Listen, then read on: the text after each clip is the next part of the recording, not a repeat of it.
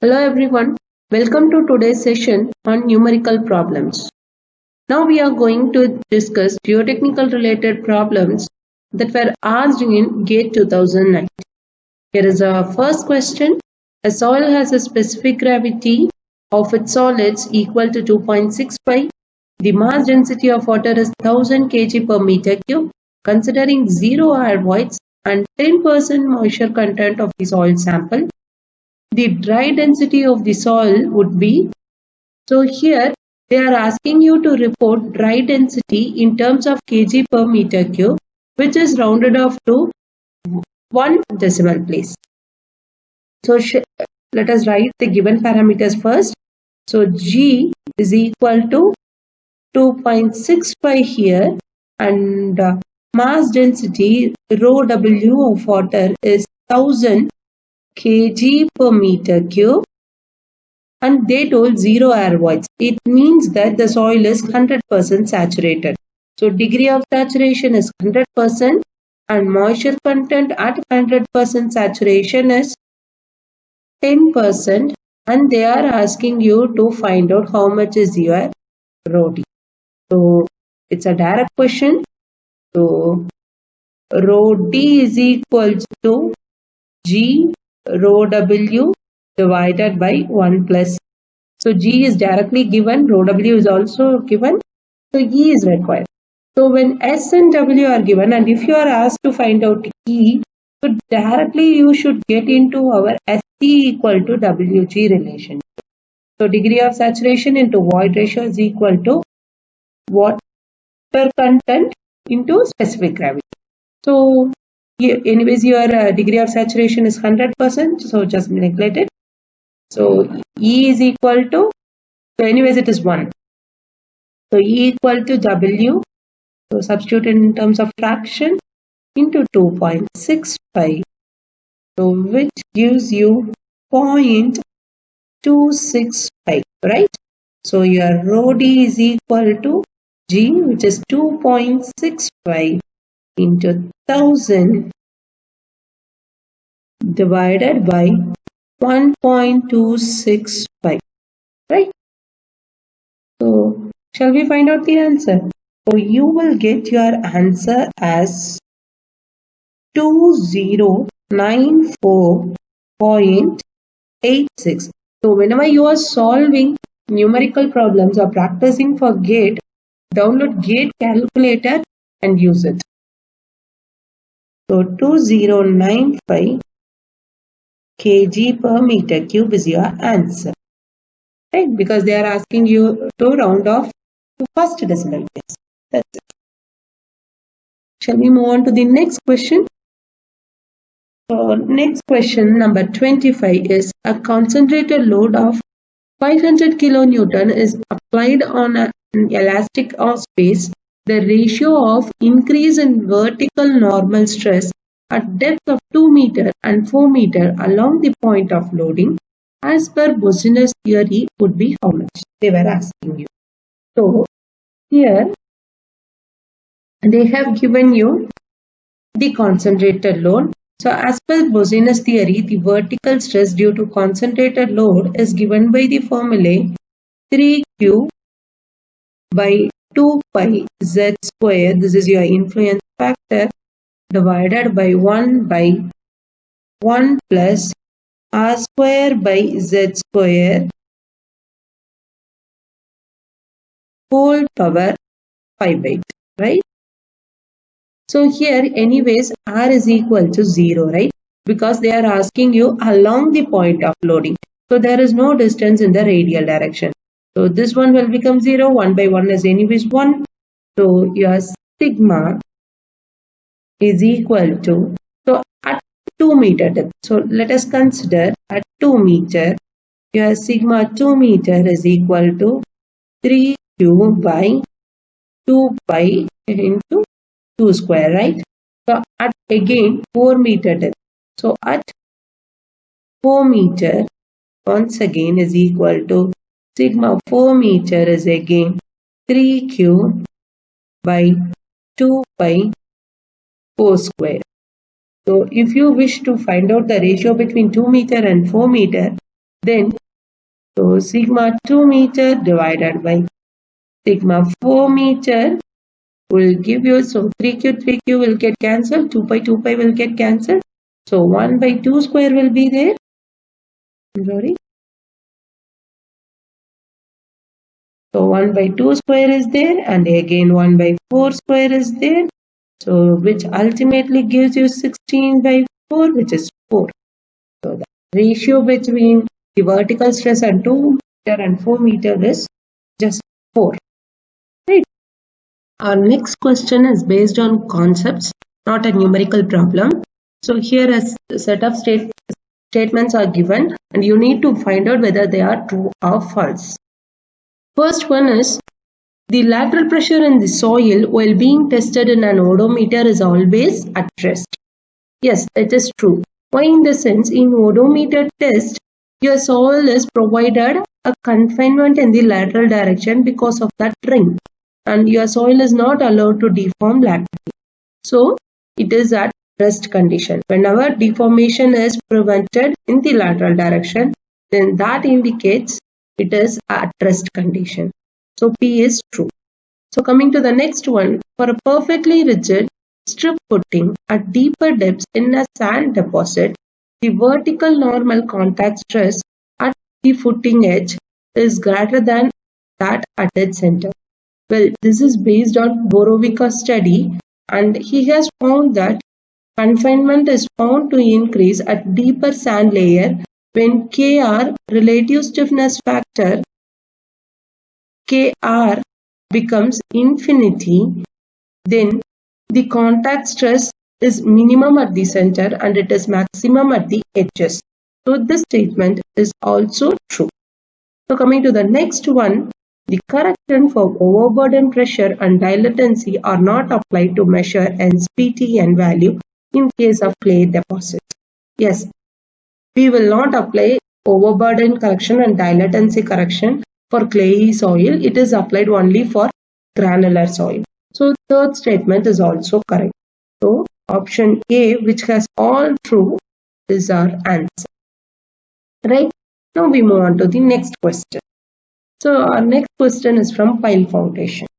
A reinforced concrete circular pile of 12 meter length and 0.6 meter diameter is embedded in stiff clay which has an undrained unit coefficient of 110 kilonewton per meter square. The adhesion factor is 0.5. The net ultimate pull out, which is uplift load for the pile, is asked. So for calculating uplift, the formula is Q is equal to alpha C U bar into AS. So here alpha is the adhesion factor and Cu bar is the average undrained coefficient along the shaft, and AS is the surface area of your pile. So what's alpha here?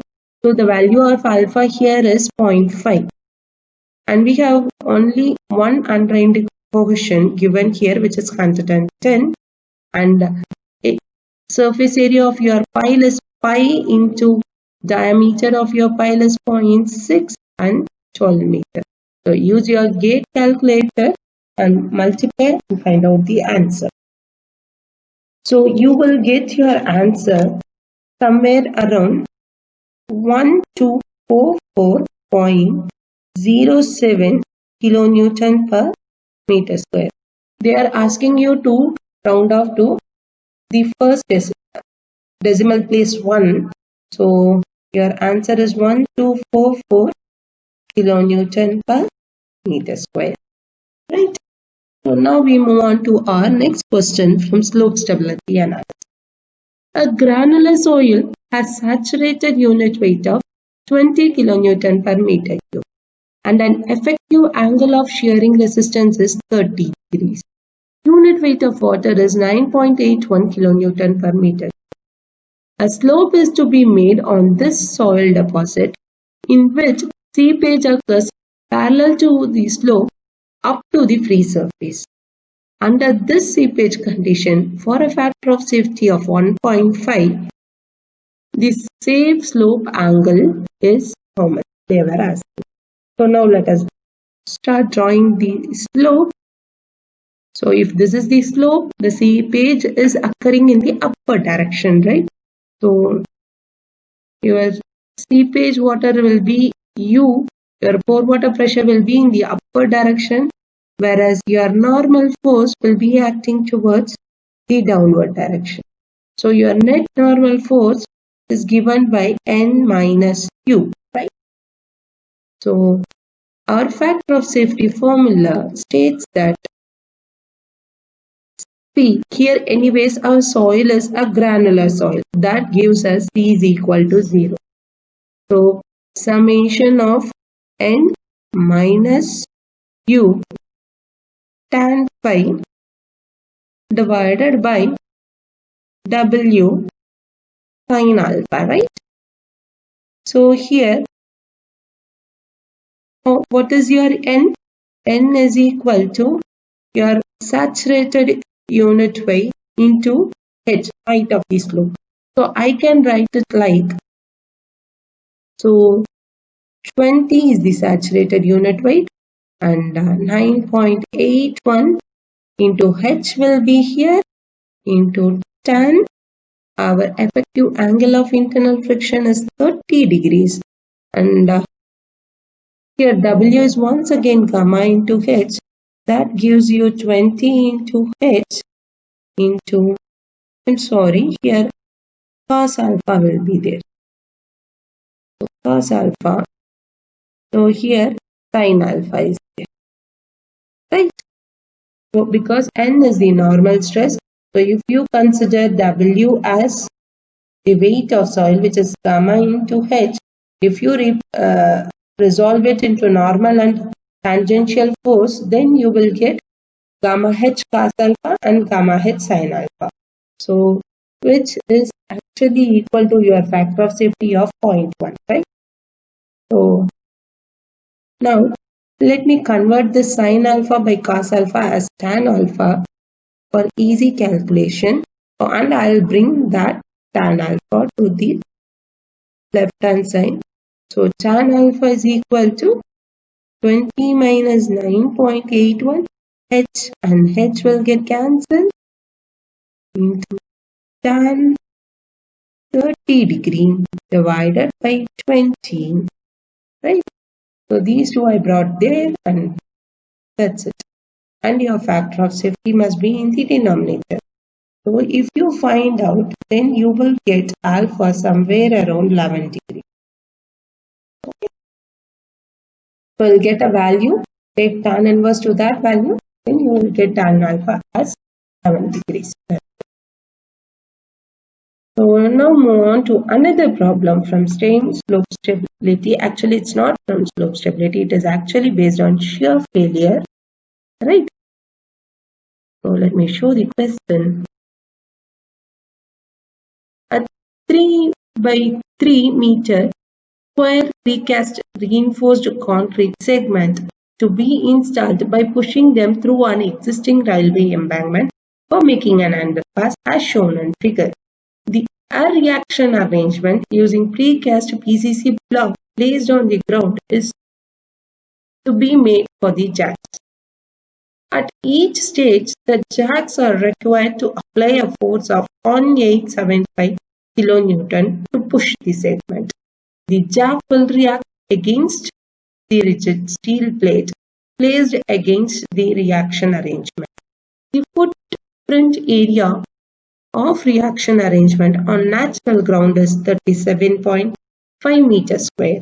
Unit weight of PCC block is 24 kN per meter cube, and properties of natural ground are they have given you P and phi values and gamma values. Assuming that the reaction arrangement has rough interface and has the same properties that of soil, the factor of safety against shear failure is asked. So first tell me, what is the formula to calculate factor of safety against shear failure? So shear strength divided by shear strength, right?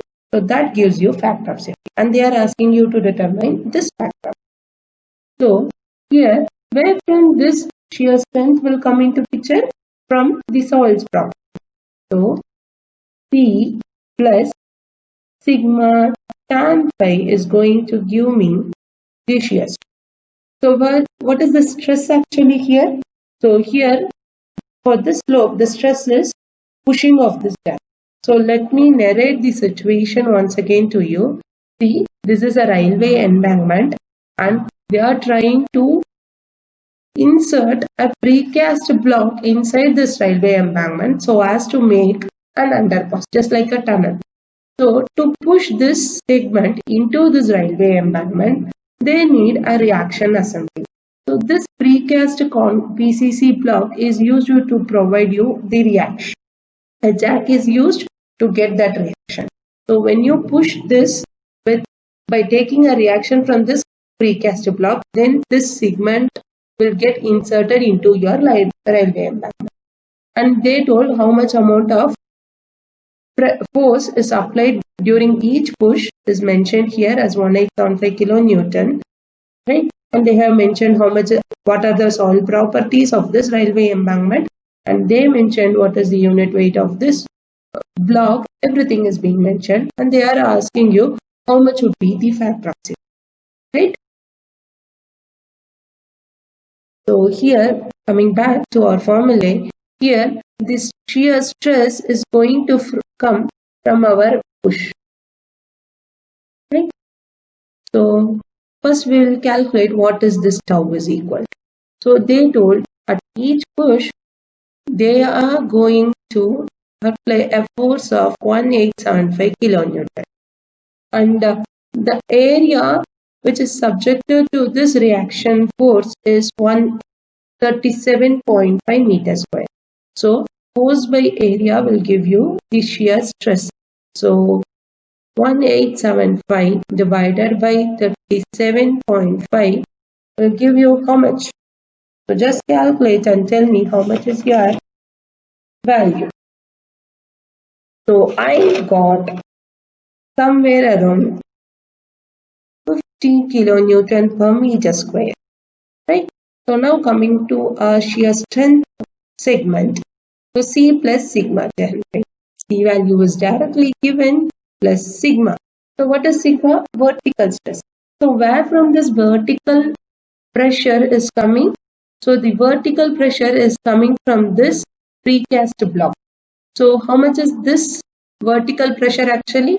So this precast block weight is 7.5 because this is going to give the reaction, right? So the height of this block is 7.5 meter and unit weight of your concrete is 24. So generally for calculating the vertical stress, our formula is gamma into H. So here actually you need to take the unit weight of concrete. So gamma into H, which is 7.5 into tan phi. Tan phi is nothing but here 25 degrees, right? So calculate S is equal to how much, and then finally calculate how much is your factor of safety. So factor of safety is equal to S by your tau, which is 50 kilonewton. Just substitute S value over here and you will get the value somewhere around 2.001, and they are asking you to present the value in terms of integer. So your factor of safety is around 2. So now the next problem is from bearing capacity topic. A square footing of 4 meters side is placed at 1 meter depth in a sand deposit. The dry unit weight of sand is given. This footing has an ultimate bearing capacity of 600 kilopascal.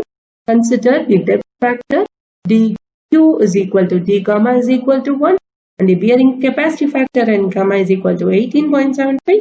This footing is placed at a depth of 2 meters in the same soil deposit.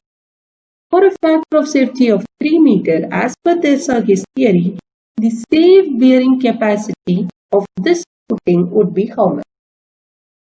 So they have given you the ultimate bearing capacity at 1 meter depth. And they are asking you to calculate the safe bearing capacity at 2 meter depth in the same soil strata. If the soil strata is same, then the property of soil will be same. So the NC, NQ, N gamma parameters will be same. Actually here no NC term. So N gamma is given. We need to find out NQ and then substitute that NQ for the 2 meter depth, then divided by factor of safety. Then you will get safe bearing capacity. Simple problem and that too direct question. So your ultimate bearing capacity as per the Sarkis equation is Q equal to CNC plus gamma DNQ plus 0.4. Why 0.4? Because it's a square footing. 0.4 B gamma N gamma, right? So here CNC will be 0 because it is a sand deposit, and your QU ultimate bearing capacity at 1 meter depth is 600 kilopascal. So your gamma value is dry unit weight of sand is 15 and depth is 1, and the NQ you have to find out plus 0.4. Your B width of your footing is 4 and gamma is once again 15 and N gamma given in the question is 18.75. So just substitute the value and find out how much is your NQ. So after calculation, I got my NQ value as 10. So now substitute this NQ for 2 meter depth. So first find out ultimate bearing capacity, then you can find out safe bearing capacity. Here gamma will not change, but depth changes, and your computed NQ is 10 plus 0.4 into 4 and 15 into again 18.75, right? So if you multiply everything, then you will get your ultimate bearing capacity at 2 meter depth as so somewhere around 750 kilopascal. Okay, so but they are asking you to find out safe bearing capacity QS. So QS is equal to QU divided by factor of safety. So 750 and they told the factor of safety as 0.3. Sorry, factor of safety as 3. I'm sorry. So 750 divided by 3 gives you 250 kilopascal. So this is your ultimate, safe bearing capacity, right? So now move on to the next question. A completely mixed dilute suspension of sand particles having diameter 0.25, 0.35, 0.4, 0.45 and 0.5 are filled in a transparent glass column of diameter 10 centimeter and height 2.5 meter. The suspension is allowed to settle. Actually, it seems like hydrometer analysis, but it is not so because the test is being conducted on sand. It is observed that all particles of diameter 0.35 settle to the bottom of the column in 30 seconds. For the same period of 30 seconds, the percentage removal of particles of diameter 0.45 and 0.5 from the suspension is. See, now let me draw the setup first. It's a simple question and that too you have to apply your common sense. That's it. So your sand has particles like 0.25 particle is there, 0.35 and 0. So you have particles of size 0.25 and then let me 0.35 particle is there and then 0.4 particle is there, then 0.45 and then 0.5 particle is also there. So it is mixed up with water, right? In a transparent glass column of so and so size and all. Okay. So from this suspension, which particle will comes down first? So because of heaviness, the particle of 0.5 mm will 0.5 mm will come first. So followed by, so this is the first one in the race, right? So which is followed by this particle, second one. So 0.5 reaches first and then 0.45 reaches and then our point, let me take different color, 0.4 reaches. So this is the third one to settle down and then 0.35 comes down, right? And also if some particles are there with the size of 0.3, that comes later. So 1, 2, 3, so let it be 4 and suppose 0.3 particle is there, then that is the fifth one. Okay, so it is observed that all particles of diameter 0.35 settles to the bottom of the column in 30 seconds. So at 30 seconds, okay, so all the particles of 0.35 dia came down, 0.35 mm came down. So everything has come down at the size of 0.35. So for the same period of 30 seconds, the percentage removal of the particles of diameter 0.45 and 0.5 from the suspension is how much?